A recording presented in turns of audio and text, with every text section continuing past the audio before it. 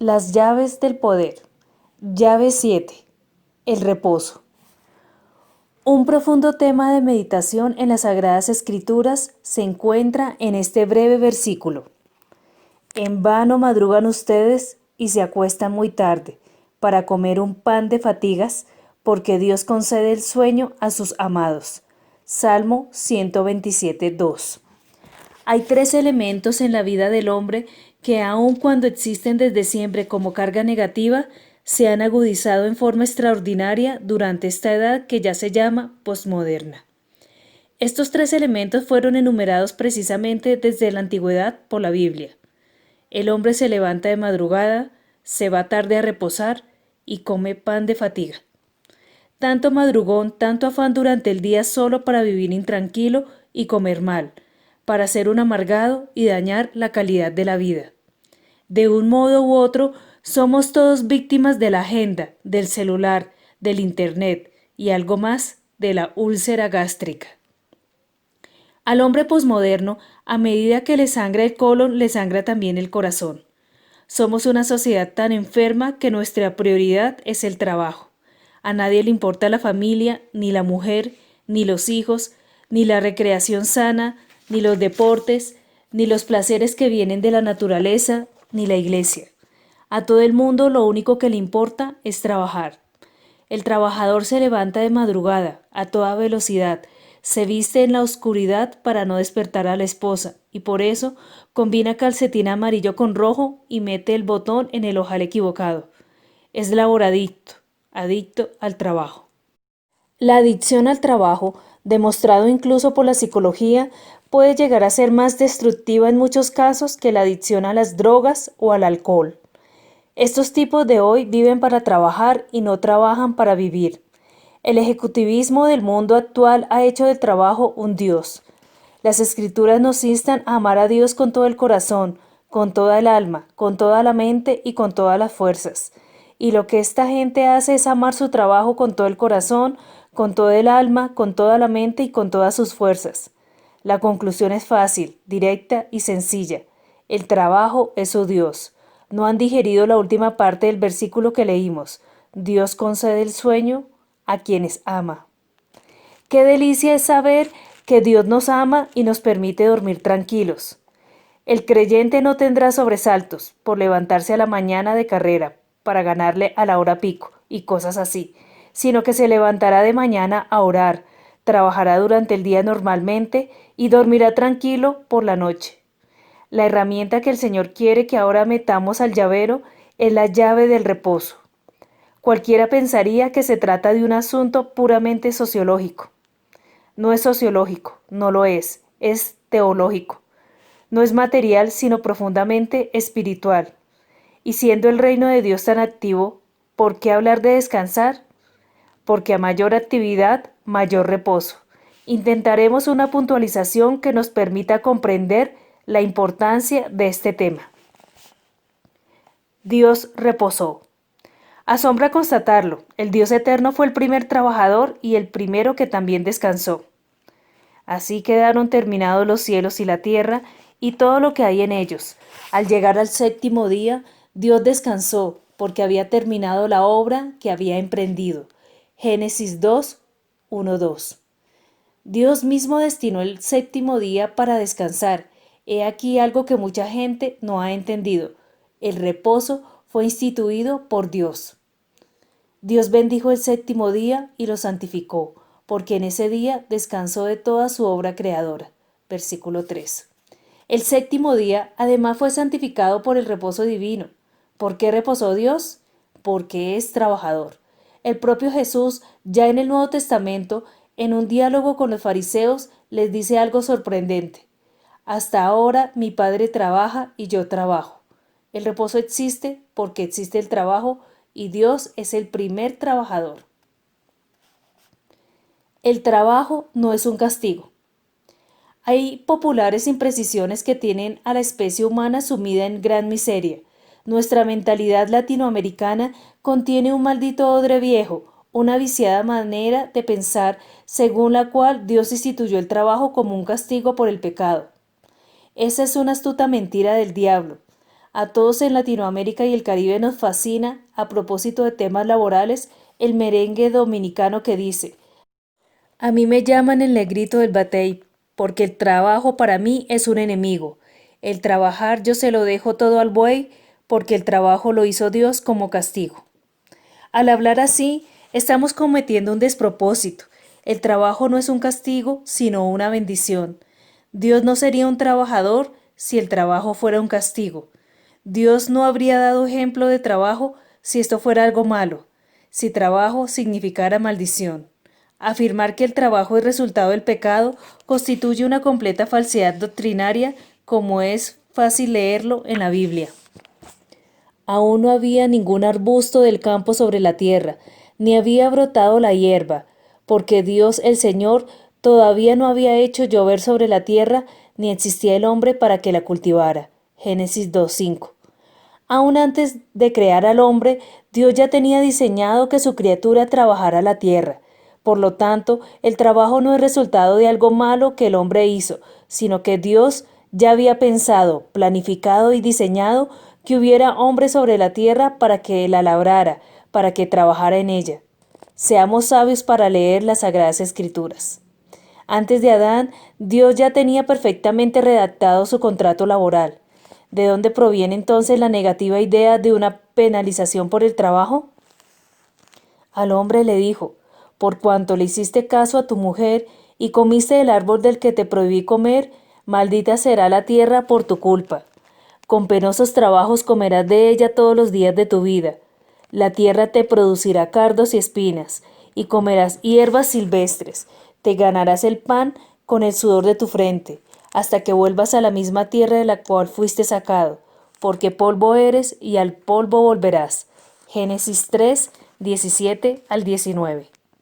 El castigo por el pecado consiste en que el trabajo se vuelve una carga, se hace penoso, porque la tierra ya no será un Edén, sino producirá espinos y cardos, y el hombre tendrá que esforzarse mucho para obtener el pan de ella. El trabajo no es castigo, es la penalidad del trabajo lo que constituye tal cosa. Tengamos cuidado con ciertas interpretaciones para no infamar la palabra de Dios. Antes del pecado, el trabajo era deleitoso y agradable. Después ya no sería así. Habría que ganar el pan con el sudor de la frente. Antes el hombre no sudaba, la tierra era paradisiaca y no estaba bajo maldición como pasó a estarlo después del pecado. Ah, claro, pero si uno dice que el trabajo es una bendición, no faltará el fariseo arrinconado que se incorpore para proclamar: por eso hay que trabajar hasta reventarse. Para este sujeto todo tiene que ser blanco o negro, sin tonos grises. Existe la creencia de que los mejores cristianos son los que trabajan más arduamente. Esa es otra perversión interpretativa. ¿Cuál es el mal que aqueja a la humanidad actual? La depre. Sí, ahora le dan tal nombre, depresión, pero ha existido en todas las épocas, solo que le cambian la denominación según van y vienen las modas literarias, filosóficas, artísticas, etc. Por ejemplo, en la mitad del siglo XIX, todos los filósofos y hasta los teólogos e incluso los artistas llamaron a este estado del alma que viene del exceso o el vacío el mal del siglo. Y por cierto, José Asunción Silva, el gran poeta, escribió algo que nos puede ambientar sobre la depre de este centenio, que era el mal del siglo. En uno de sus poemas dijo aquel que terminó pegándose un tiro: el paciente doctor, un desaliento de la vida que en lo íntimo de mí se arraiga y nace, el mal del siglo, el mal de Werther, de Roya, de Manfredo, de Leopardi, un cansancio de todo, un absoluto desprecio por lo humano, un incesante renegar de lo vil de la existencia, digno de mi maestro Schopenhauer, un malestar profundo que se aumenta con todas las torturas del análisis. El médico, eso es cuestión de régimen.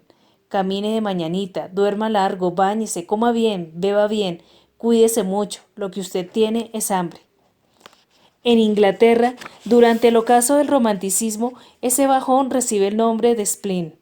Los lores se enfermaban de spleen. Cuando comenzaba mi vida profesional en la adolescencia, Como hombre de radio y televisión, había una palabra francesa para describir ese cansancio terrible por el cúmulo de obligaciones cuando uno no da más y se vuelve un nudo de nervios. A finales de los 50 y comienzo de los 70, éramos muy afrancesados y decíamos su ménage. ¿El señor ministro se encuentra, señorita? No, hoy amaneció con su ménage.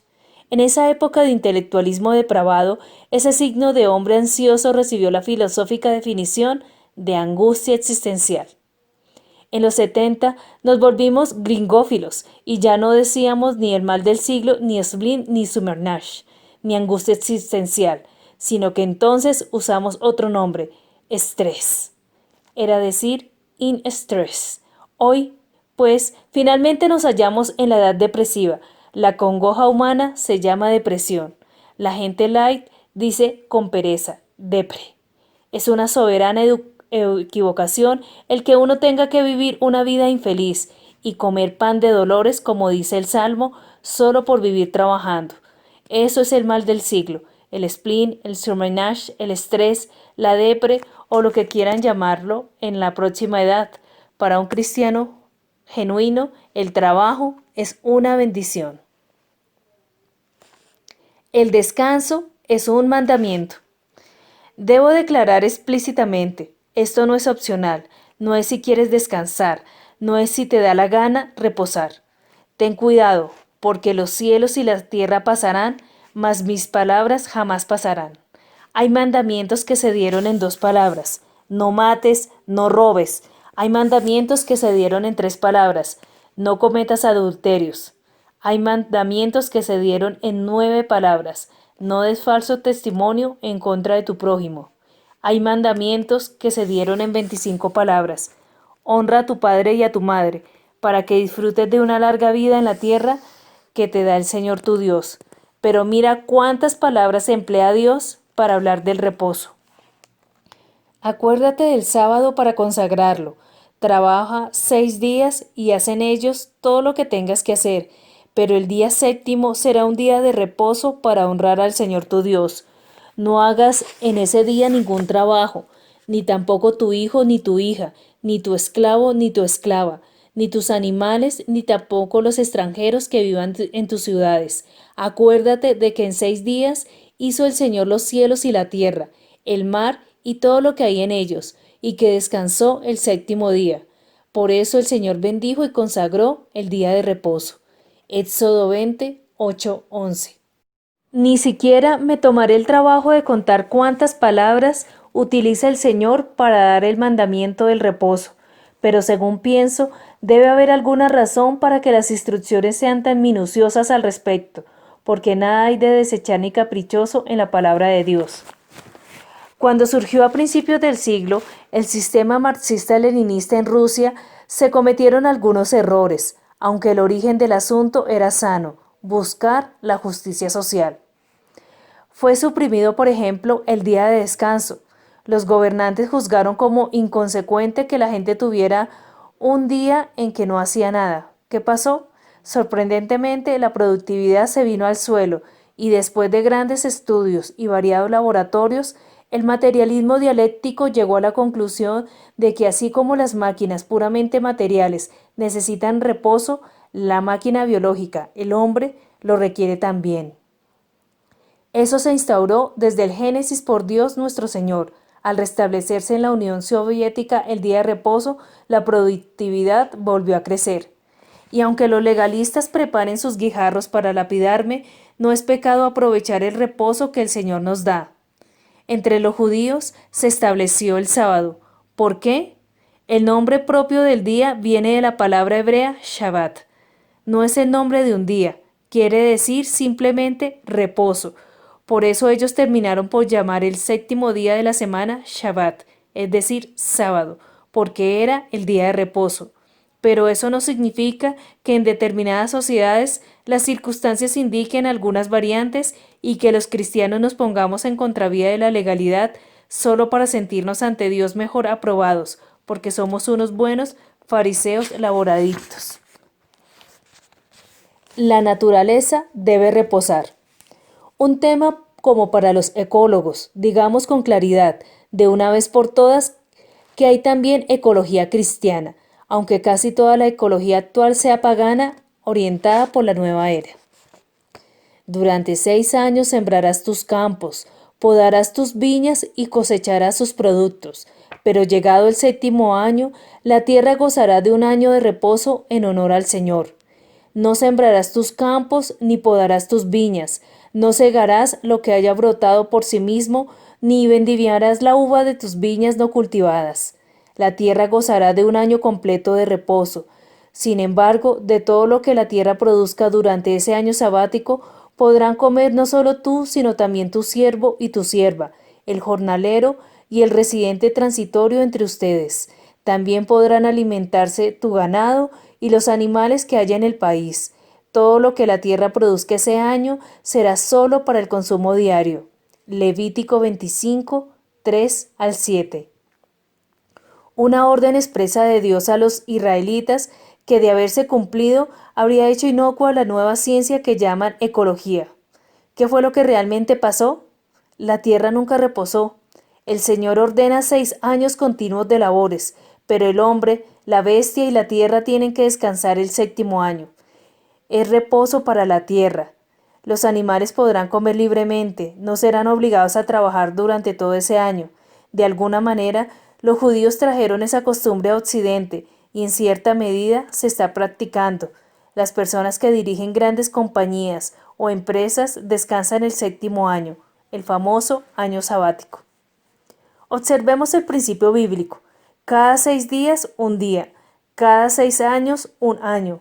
Los grandes ejecutivos dedican el año sabático a vacaciones, viajes y cursos o para escribir algún libro. Esta costumbre moderna preserva un principio bíblico. Los sociólogos, los ingenieros industriales, los psicólogos, los jefes de personal hablan hoy de este asunto, y es absolutamente necesario que volvamos al principio bíblico para darle calidad a la vida humana. Por supuesto, no es prudente en sociedades como la nuestra la práctica del año sabático. ¿Se imaginan lo que pasaría? Todos se volverían sabatistas, tomarían de a 3 meses durante varios años para completar su año sabático y cosas así. Somos sinuosos por naturaleza. Esto ha traído como consecuencia en la cultura occidental que el hombre debe reposar las vacaciones anuales. Y está bien que así se haga, porque la suma de tales vacaciones le puede dar a usted en el tiempo prudente un año sabático de manera exacta.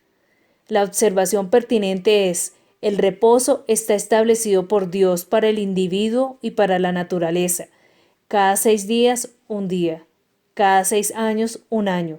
Como la Biblia nos enseña claramente, el reposo es personal y natural.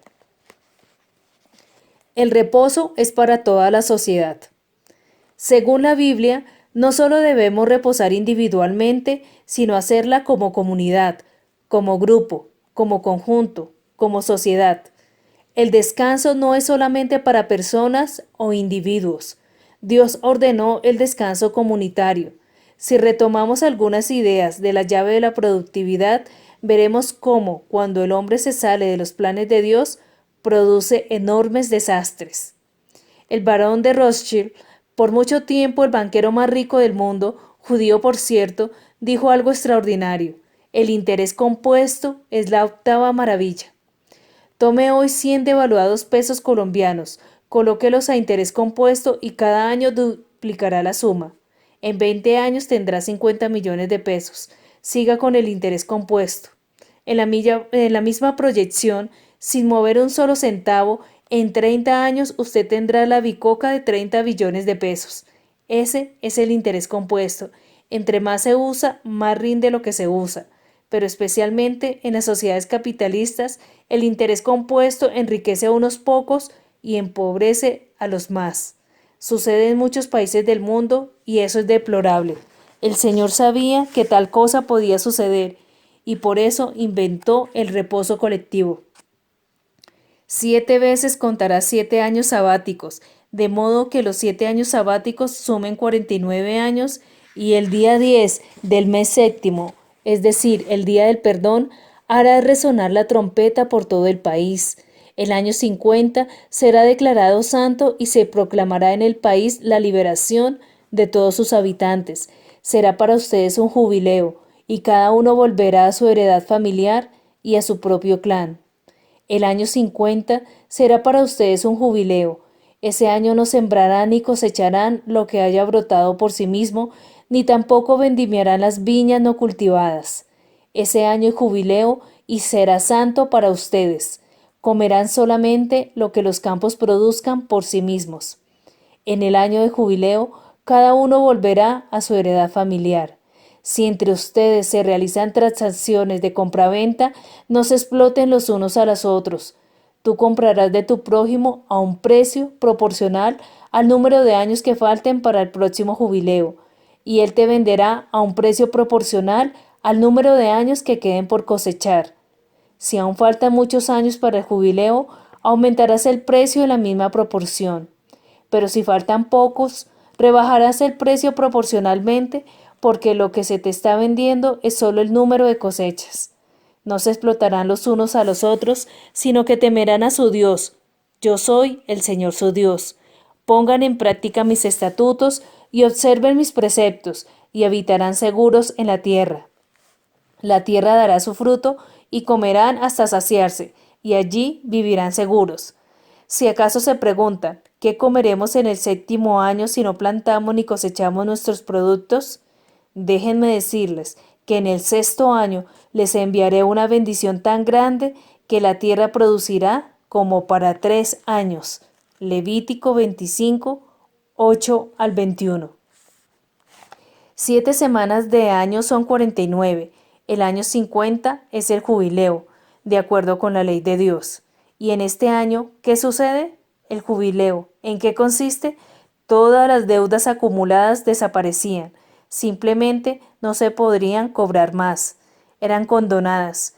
Según costumbre de entonces, la gente se vendía durante un tiempo al servicio de un señor, pero en el año del jubileo quedaban libres los siervos y los esclavos. Estar en servidumbre era una forma de esclavitud financiera, una modalidad de endeudamiento, como lo ha enseñado agudamente Pat Robertson. Por otra parte, los campos o medios de producción tenían que regresar a las familias que originalmente los poseían, sin importar cuántas transacciones se hubieran hecho durante 50 años. El lote de tierra volvía a la familia original. El jubileo consistía en recapitular medio siglo de historia económica y dar un nuevo comienzo. ¿Cuáles son los resultados de la desobediencia? Sus efectos sociales son devastadores. Los ecosistemas ya no pueden reciclar más. Por la desobediencia a la palabra de Dios, se agotan los recursos naturales, pues la tierra no ha reposado.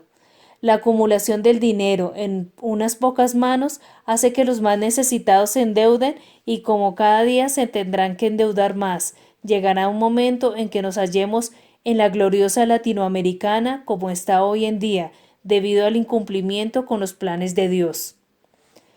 Cada 50 años cíclicamente en el mundo se produce una depresión económica. Las instituciones financieras se ven obligadas a decretar moratorias, condonaciones de deudas, etc. ¿A qué se debe que los países ricos del mundo estén tan preocupados con los pobres? Es una cuenta de cobro que Dios les está pasando por no obedecer a su palabra. Los países ricos han esclavizado a los pobres y ya las deudas de estos son impagables. En una reciente declaración, el grupo de los países llamados no alineados notificaron al Banco Mundial, al BID, a la Agencia Internacional de Desarrollo y otras instituciones: no tenemos con qué pagar y no vamos a pagar. Punto. Se acabó el problema. La historia se repite. Todo empieza con créditos blandos, tratando de que las tensiones se aligeren, de que los medios vuelvan a producir. El gran capital tendrá que hacer concesiones. De otra manera, nunca saldremos de la crisis. En una época de depresión, Henry Ford, de formación protestante, dijo: «Vaya a aumentar los salarios de los trabajadores de mi fábrica». Todos juzgaron: «Ford está loco». Pero él razonó: «Si los trabajadores ganan más dinero, comprarán más automóviles». A la larga, las ideas de Ford ayudaron a los Estados Unidos a salir de la depresión.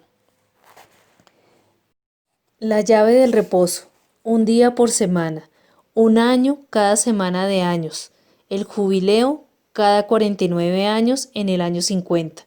En la vida individual, el ciudadano de hoy vive deprimido, angustiado, víctima de la depre, del mal del siglo, del spleen o del surmenage o del estrés. La fauna y la flora están diezmadas y la vida colectiva muestra un deterioro extraordinario.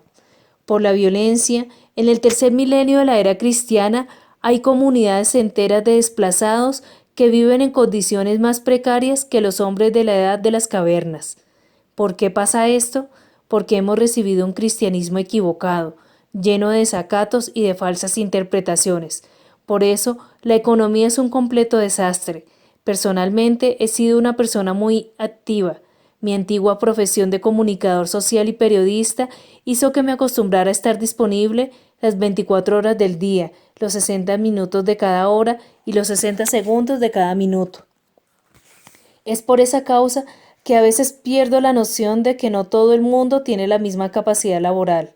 Mi amigo Neil Anderson me dijo una vez: observo que eres una persona muy activa y está bien que trabajes para la obra de Dios lo más dinámicamente que puedas, pero quiero decirte algo. Una de las armas más efectivas del diablo es el activismo, el exceso de trabajo. Lo presenta como algo bueno delante de Dios y sucede que no es así. Entonces, dijo Neil, si el diablo no te puede vulnerar moral ni económicamente, te lleva a trabajar en exceso para que te enfermes y así inutilizarte e impedir que cumplas tu labor en la obra de Dios. Un trabajo especial requiere un reposo especial. Hay personas que viven ceñidas al horario, son inflexibles, milimétricas, marcan tarjeta a la hora exacta por la mañana y por la tarde, practican el legalismo del trabajo. El profeta Elías era un hombre muy dinámico en la obra de Dios e incluso se veía precisado a hacer trabajos especiales. En una oportunidad se enfrentó contra centenares de profetas de Baal y de Aserá, cuando él solo, en una tremenda batalla espiritual en la cumbre del monte, Elías ganó, porque Dios estaba con él. Terminó muy cansado y aparte de todo, Jezabel empezó a buscarlo para quitarle la vida. Veamos lo que sucedió. Elías se asustó y huyó para ponerse a salvo. Cuando llegó a Berseba de Judá, dejó allí a su criado y caminó todo un día por el desierto. Llegó a donde había un arbusto y se sentó a su sombra con ganas de morirse. «Estoy harto, Señor», protestó. «Quítame la vida, pues no soy mejor que mis antepasados». Primera de Reyes 19, 3-4. Elías sufre desapego por la vida. Esto se llama depre. Tiene angustia existencial por un exceso de trabajo muy riguroso, algo a lo cual no estaba acostumbrado. Está pidiendo morir. Luego se acostó debajo del arbusto y se quedó dormido. De repente, un ángel lo tocó y le dijo: «Levántate y come». Versículo 5. El ángel le abre la llave del reposo a Elías. Usted hizo un trabajo especial, así que necesita un reposo especial. ¿Y qué pasó? Elías miró a su alrededor y vio a su cabecera un panecillo cocido sobre carbones calientes y un jarro de agua. Comió y bebió y volvió a acostarse. Versículo 6. El mejor remedio que recetan las Sagradas Escrituras contra la depresión es comer y dormir. El ángel del Señor regresó y tocándolo le dijo: «Levántate y come, porque te espera un largo viaje». Versículo 7. Hay que recobrar fuerzas para seguir adelante. Aquí ocurre algo que conviene entender con claridad. Elías va al monte de Dios y el Espíritu le revela la palabra de sabiduría con las instrucciones precisas de lo que tiene que hacer de allí en adelante hasta que sea arrebatado al cielo. La conclusión sencilla es: Dios se nos revela cuando estamos reposados, no cuando estamos fatigados. En el libro de Isaías leemos: «En reposo y descanso te pastorearé». No dice en afanes y fatigas. La revelación llega cuando estás sereno y tranquilo en la presencia de Dios. Gran lección esa de un reposo especial. para un trabajo especial. Elías no pensó, si no me pongo a trabajar inmediatamente, no tendré que comer. El ángel le preparó una torta y se la puso a la cabecera del lugar donde estaba durmiendo. Si cumples con el reposo, Dios proveerá tu comida. No tienes por qué preocuparte por esa añadidura. Algunas personas conquistan una cumbre muy alta y ya se quieren retirar. Pero el ángel le enseña algo distinto. Le abre la llave del reposo a Elías, no para que termine su carrera, no para que se pensione, sino para que renueve fuerzas como el águila y continúe trabajando. Concluyamos entonces honradamente en que un trabajo adicional requiere un descanso adicional. La holgazanería es pecado. El apóstol San Pablo escribe a los tesalonicenses 2 cartas, ambas sobre la segunda venida de Cristo, y en ellas específicamente les advierte que no por el hecho de que el Señor pueda venir en cualquier momento, dejen de trabajar. Ocúpense en sus negocios, estén activos, que ese día no los sorprenda retirados en ocio infecundo. Porque se ha sabido que algunos en la iglesia andan desordenadamente, que no quieren trabajar en nada, a quienes les mando a decir, el que no quiera trabajar, tampoco coma. Admiro a Pablo. Aún hoy no falta el hermano cínico que se toma lo del reposo como norma permanente. Ese que interpreta las escrituras a su amaño y hasta piensa que hay que trabajar un día y reposar 6. Estos son los que dicen, sacando pecho muy orondos, es que yo vivo por fe, pastor. No, le respondo yo, usted no vive por fe, usted es un gorrón, un logrero, un vividor. Al reino de Dios no entran los haraganes. Pues, ¿qué dice la santa palabra? Pasé por el campo del perezoso, por la viña del falto de juicio. Había espinas por todas partes. La hierba cubría el terreno, y el lindero de piedras estaba en ruinas. Guardé en mi corazón lo observado, y de lo visto saqué una lección. Un corto sueño, una breve siesta, un pequeño descanso, cruzado de brazos, y te asaltará la pobreza como un bandido, y la escasez como un hombre armado. Proverbios 24, 30 al 34. El que tenga oídos para oír, que oiga, y el que tenga ojos para ver, que lea. ¿Cuál es el día de reposo? No debemos confundir los conceptos día del Señor y día de reposo. Aunque casi siempre coincidan, no son exactamente lo mismo. Cada cultura, por necesidades colectivas y reglamentaciones constitucionales y legales, tiene algunas variantes particulares. En Israel, por ejemplo, el viernes es día sagrado para los musulmanes y ellos no pueden trabajar. El sábado, día sagrado para los judíos, y ellos se abstienen de trabajar. Y el domingo, día sagrado para los cristianos con igual cesación de labores. En España, por la época de la Inquisición, uno de los recursos del Santo Oficio y sus verdugos para descubrir a los judíos que se escondían huyendo del castigo era observar las chimeneas durante el sábado, porque ellos ni siquiera prenden fuego ese día, pues no comen. Chimenea de la que no saliera humo, chimenea de judíos. La Torá habla del sábado, por supuesto, pero debemos entender, los cristianos observamos el día del Señor, que es el domingo o primer día de la semana. Ello no significa que si tienes que trabajar el domingo eres candidato al infierno. Muchos se imaginan que si hacen algún trabajito el domingo pierden la salvación y será necesario volver a crucificar a Jesús para que lo redima de nuevo. Son maneras erróneas de ver las cosas según el apóstol Pablo. Así que nadie los juzgue a ustedes por lo que comen o beben o con respecto a días de fiesta religiosa, de luna nueva o de reposo. Colosenses 2:16. Tan claro como el agua. Nadie tiene potestad para juzgar a otro en cuanto a los días de reposo. El apóstol entiende que hay personas sometidas a un día y otras a otro día, y que no siempre coincide el día del Señor con el de reposo. A veces olvidamos que Jesús trabajaba más en el Shabbat que en los días ordinarios.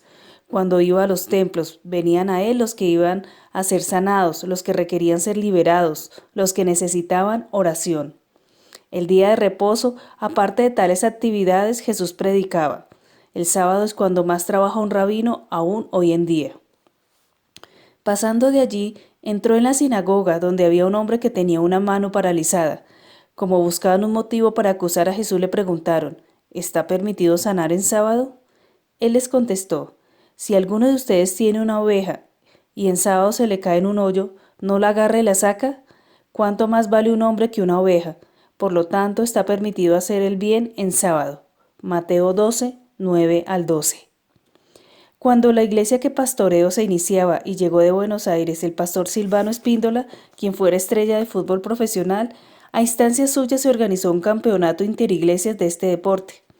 Nos reunimos los pastores para definir el asunto y uno de ellos expresó una teoría para mí sorprendente. No deberíamos programar los partidos en domingo, pues no puede usarse el Día del Señor para jugar al fútbol. Su propuesta de jugar en sábado fracasó, sin embargo, porque también había entrado en el torneo la Iglesia Adventista. Hay personas aún hoy más legalistas que los fariseos en la época de Jesús.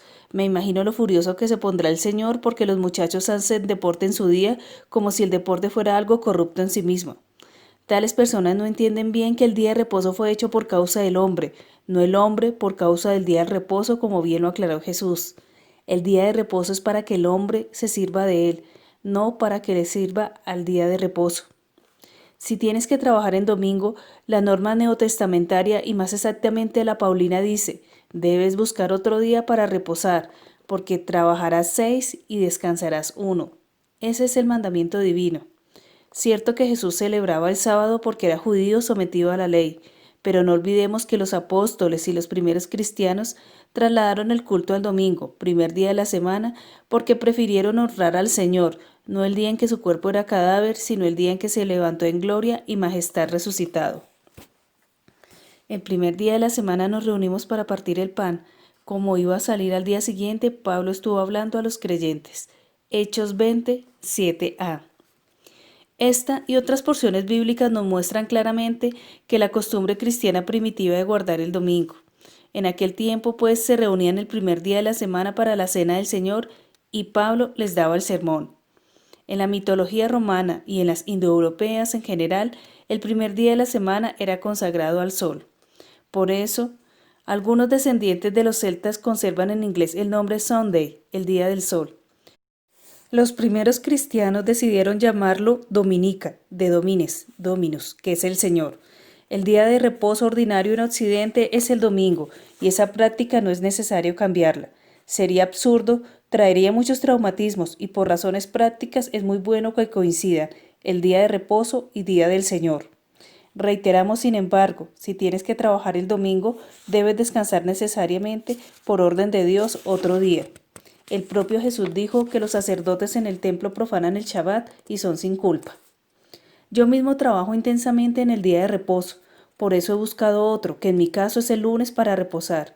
Ese día procuro estar en familia, leer un libro, hacer algo distinto a mis labores durante la semana, porque reposar es en muchos sentidos cambiar. La conclusión sana nos dice, es inútil que alguien pretenda tener éxito si no sabe manejar la llave del reposo. En Marcos encontramos cómo Jesús se preocupaba de que sus colaboradores descansaran. Y como no tenían tiempo ni para comer, pues era tanta la gente que iba y venía, Jesús les dijo, vengan conmigo ustedes solos a un lugar tranquilo y descansen un poco. Marcos 6:31. Jesús es el Señor del reposo. Él lo creó, Él ordena y lo facilita. El reposo es el broche del llavero. Si no está bien colocado, se esparcirán las llaves por el piso y después no habrá manera de recogerlas. Jesús descansaba. Aquel que se llamó a sí mismo Señor el día de reposo, ilustra con su ejemplo su propia enseñanza. Un día subió Jesús con sus discípulos a una barca. Crucemos al otro lado del lago, les dijo. Así que partieron y mientras navegaban, él se durmió.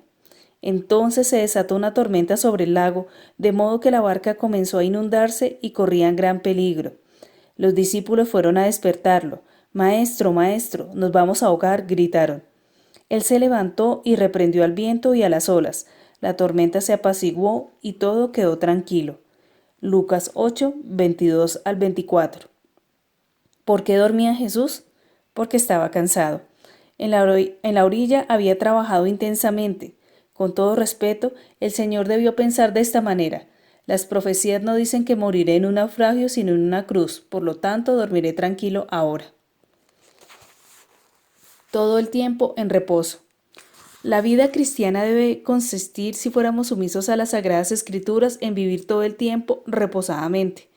No entendamos el reposo tan solo como cesación o suspensión del trabajo, sino como un estado del alma. Dios pide que trabajemos reposadamente, es decir, manteniendo sosiego en todas las labores. Mientras iba de camino con sus discípulos, Jesús entró en una aldea y una mujer llamada Marta lo recibió en su casa. Tenía ella una hermana llamada María que sentada a los pies del Señor escuchaba lo que él decía. Marta, por su parte, se sentía abrumada porque tenía mucho que hacer, así que se acercó a él y le dijo: Señor, ¿no te importa que mi hermana me haya dejado sirviendo sola? Dile que me ayude. Marta, Marta, le contestó Jesús, estás inquieta y preocupada por muchas cosas, pero solo una es necesaria. María ha escogido la mejor y nadie se la quitará. Lucas 10, 38-42. Así que conjuga dos verbos enemigos del cristiano: inquietarse y preocuparse. Encontramos en este pasaje dos perfiles humanos muy definidos en la Iglesia: el contemplativo y el operativo, es decir, el que por estar contemplando no trabaja y el que por estar trabajando no contempla. María nos muestra que hay que vivir en reposo. Marta, la afanosa, coloca lo accesorio sobre lo fundamental. Conozco mucha gente que se queja porque se cansa trabajando. Es como descubrir que el agua moja y que el fuego quema. Es muy normal que si trabajamos nos cansemos. ¿Cómo podría cansarnos sin trabajar? Existe reposo porque existe cansancio, y existe el cansancio porque existe el trabajo. Si no hubiera trabajo, no habría cansancio, y si no hubiera cansancio, no sería necesario el reposo. El que trabaja se cansa, y el que se cansa reposa. Esa es la idea. Necesidades del trabajador. La humanidad de Dios es algo que sorprende y maravilla en el relato del Evangelio cristológico. Allí estaba el pozo de Jacob. Jesús, fatigado del camino, se sentó junto al pozo. Era cerca del mediodía. Sus discípulos habían ido al pueblo a comprar comida. En eso llegó a sacar agua una mujer de Samaria, y Jesús le dijo: Dame un poco de agua. Juan 4, 6, 8. Aquí tiene usted, en la persona de Jesús, las tres cosas que le suceden al que trabaja: se cansa, tiene sed y siente hambre. Si le sucedió a Jesús, es muy probable que no nos pase también a nosotros. Jesús está haciendo una pausa para comer, beber y descansar. La hora del almuerzo debe ser un grato refrigerio. El maestro invierte esta hora para hacer algo agradable, no para cargarse más con los problemas de la vida diaria. Aprovecha el lunch, el almuerzo, para tener un impresionante diálogo con esta mujer y salvar su alma. Es un tiempo de relax espiritual durante el cual dialoga con ella muy cariñosamente mientras los apóstoles van a la ciudad a traerle una hamburguesa samaritana. Hoy vivimos afanados y turbados, no sabemos cómo manejar la llave preciosa del reposo por necia incomprensión de esta palabra. Vengan a mí todos ustedes que están cansados y agobiados, y yo les daré descanso. Carguen con mi yugo y aprendan de mí, pues yo soy apacible y humilde de corazón, y encontrarán descanso para su alma, porque mi yugo es suave y mi carga es liviana. Mateo 11, 28-30. Entendamos, Jesús pasa todo el tiempo frente a nosotros con una cruz sobre los hombros y diciendo: ¿tienes una carga? ¿Tienes un trabajo? ¿No puedes reposar? Coloca todo eso encima de mí. Es porque no descansamos en Él que no entendemos el reposo como principio capital del reino de Dios.